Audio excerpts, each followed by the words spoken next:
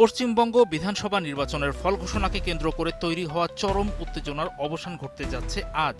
৪ মে সকাল থেকেই শুরু হচ্ছে বহুল প্রতীক্ষিত ভোট গণনা, যার মাধ্যমে নির্ধারিত হবে রাজ্যের পরবর্তী মসনদ কার দখলে যাচ্ছে, মমতা বন্দ্যোপাধ্যায়ের তৃণমূল কংগ্রেস নাকি নরেন্দ্র মোদীর বিজেপি।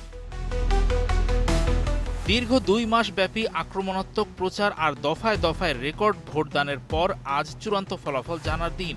এই লড়াইকে রাজ্যের ইতিহাসের অন্যতম কঠিন ও হাড্ডাহাড্ডির প্রতিযোগিতা হিসেবে দেখছেন রাজনৈতিক বিশ্লেষকরা। নির্বাচন কমিশন সূত্রে জানা গেছে, সোমবার সকাল ৮টা থেকে ভোট গণনা শুরু হয়েছে। শুরুতে পোস্টাল ভোট গণনা করা হবে, এরপর ইলেকট্রনিক ভোটিং মেশিন খোলা হবে। দুপুর ১২টা থেকে ১টার মধ্যে বোঝা যেতে পারে জয়ের পাল্লা কোন দিকে ভারী। বিকেল বা সন্ধ্যা নাগাদ পশ্চিমবঙ্গের রাজনৈতিক মানচিত্র স্পষ্ট হয়ে যাবে। রাজ্যের মোট ৭৭টি গণনা কেন্দ্রের ৪৫৮টি হলে কড়া নিরাপত্তায় চলবে এই প্রক্রিয়া। চুঁচুড়া আসনে সবচেয়ে বেশি অর্থাৎ ২৭ রাউন্ড গণনা হবে। মেটিয়াবুরুজ, সপ্তগ্রাম ও বীজপুরে মাত্র ১০ রাউন্ডে গণনা শেষ হবে। এবারের নির্বাচনে আকর্ষণের কেন্দ্রবিন্দুতে রয়েছে ভবানীপুর আসন।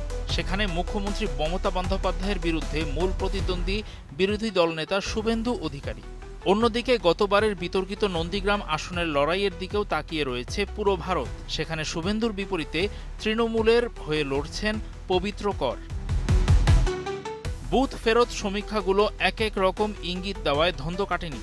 কোনো সমীক্ষায় বিজেপিকে সংখ্যাগরিষ্ঠতা দেওয়া হয়েছে, আবার কোথাও বলা হয়েছে তৃণমূল সামান্য ব্যবধানে জয়ী হয়ে ক্ষমতা ধরে রাখবে।